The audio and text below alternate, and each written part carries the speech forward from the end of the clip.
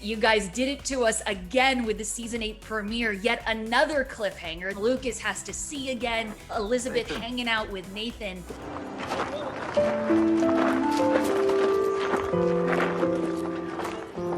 Nathan, I'm so sorry. I'm not feeling very well. Would you mind terribly walking us home?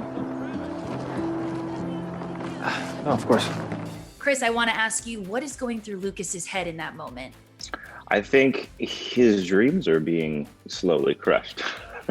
It's just another, step towards or in the wrong direction for him. So I think on the other hand, he does kind of leave Hope Valley for a while to gain some perspective on the situation. And when he comes back, he comes back because he realizes he wants to be with Elizabeth, but he also wants her to be happy, and that's the most important thing. Kevin, can you kind of share what Nathan is feeling? I think any interaction with Nathan and Lucas is always uncomfortable. I think for this point in the Nathan Elizabeth journey, I think we might actually get to see a date with the two of them. So yeah, he's hopeful. How did Nathan feel when they had to about face and walk Elizabeth and baby Jack home? How did he feel? Have you ever been rejected in the moment you're about to sit down for dinner? It's like an arrow just like right into his head. We have to, of course, respect where Elizabeth's heart is at and respect what she wants to do in the moment. Erin, can you kind of talk to me about why Elizabeth made that decision to ultimately pump the brakes on going to dinner? It's just an impossible situation because both Nathan and Lucas are such incredible men, and they've created these amazing characters that we've all grown to love. And I think no matter what, Elizabeth is just in quite the pickle. But in that moment specifically, I think it's just too much. It's one of these things where maybe if they hadn't run into Lucas and his mother on the way, it would have been easier to just keep walking into that cafe. But I think it just felt like it just didn't feel kind, I guess. And I think in that moment, Elizabeth realized she still had a lot to think about, and she was just trying to follow her heart. Kevin, we have joked and talked many times about how we'd really like to see Nathan step his game up. Yeah, Nathan is bad at talking to girls. I need to know how, and I have to tell you, he really did it in the season 8 premiere episode. Things could be better.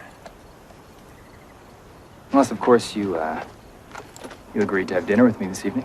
What can you tell me about this confidence? Are we going to see more of it in season 8? And how does it make you feel? Yeah, I think 100% we're going to see more of it. I think the way it's finished season 7 with kind of the near-death experience just kind of shook some things into perspective for Nathan of what he wants and what it takes to get it. However, this is really just kind of the tip of the iceberg of what Nathan has been kind of holding on to. I find it interesting. A lot of people kind of talk. They're always like, "Oh, like Nathan's so shy," and they're very quick to be like, he's got all these attributes, but very few people are like, "Why is he like this?"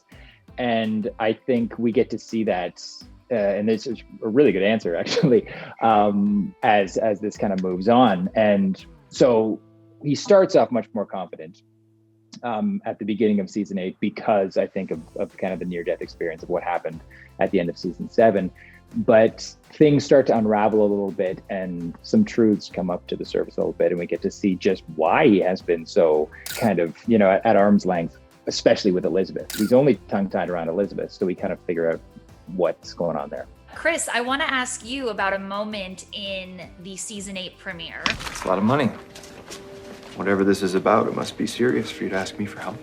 It was a very gracious act of kindness to see Lucas lend Nathan the money without question and without hesitation. Are we going to be seeing Nathan and Lucas's friendship continue to grow and blossom?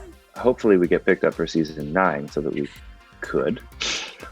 I would say that we're kind of setting the stage of coming from a place of mutual respect towards one another where a friendship could be down the line. Kevin, what did that mean to Nathan to be able to turn to an unlikely friend like Lucas and to have such a generous act of kindness? Oh, for the chump change he pulled out of his pocket, he's like, "Here, I got nothing for Lucas." Nothing. I know he didn't even open the safe. He didn't even open the safe. He just picked whatever he had in his pocket. He's like, "Will $4 do?" No, of course it was. Nathan had to swallow his pride, but that it says something about Lucas's character. That he helped out Nathan. Okay, I want all three of your opinions. At the end of episode 1, who do you think has the competitive edge with Elizabeth's heart? Ooh, I don't know. I mean, those last 3 seconds are really kind of the interception that was Nathan's football game. Yeah, you really kind of stole it in the last 2 seconds of that episode. I think it depends what the perspective is. So from an audience perspective, maybe it looks like Lucas might have an upper hand, as Elizabeth has decided to not go through with the dinner date. But from Lucas's perspective, he's definitely thinks that Nathan has got it. I would really just love for the audience to try to track it on their own and figure out where they think Elizabeth is with all of this. Time goes by so slowly and I miss her standing next to me. Paul Green playing some music. Of course, Carson was serenading Faith out by the water. It was very romantic. Was that Paul's idea? John has been very open to collaboration and our thoughts, and so it may have been something that John and Paul talked about. The fans have been burning with desire to get this duet between Erin and Kevin. And here we go I would now. I would like to know the status of Wow. the duet, and also, can we expect any music from you throughout season 8? As far as the McGarry Krakow duet, I think it would have been a lot easier if we had done it while we were in the same city. But I would love for it to happen. It will happen. We have a song we were going to do. Yes, we have a song. We have actually rehearsed the song a little bit. Maybe we just need to download one of those karaoke apps where it's like split screen and do it that way. I don't know. We'll figure something out. I can't split myself in two, though. I'm conducting it. I think that's all to be together in the same room. With your fork. You're conducting with your fork. Yeah, with the fork. Just so we give the fans a little something, can you share the song or can you share the artist? It's a song that feels connected to When Calls the Heart and some of the sentiments that were shared on our show. Will we see Nathan playing any music? Will we see Elizabeth doing any singing in this season of When Calls the Heart? I do sing this season, actually. I sing to Elizabeth's favorite person. We have a sweet little musical moment together. Oh my gosh, I cannot wait to see it. And we're going to hold out hope for the McNally-led, conducted Krakow-McGarry duet of the 21st century. Perfect.